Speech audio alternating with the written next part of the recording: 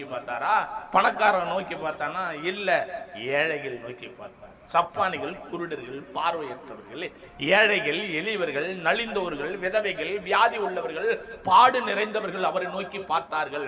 வந்த யாவரையும் ஜாதி மதமின்றி, கருப்பின்றி, வேன்றின்றி, சிவப்பின்றி, அவன் உயர்ந்தவன் என்று தாழ்ந்தவன் என்று பாராமல் அவரை நோக்கி பார்த்து நம்பனை யாவருக்கும் அவர் மறுவாழ்வு கொடுத்தார். கரங்களை தட்டி தேவ சமூகத்துல ஓ அன்பு கர்த்தருடைய பிள்ளைகளே, அதுதான் சங்கீதக்காரர் சொல்லுகிறார்.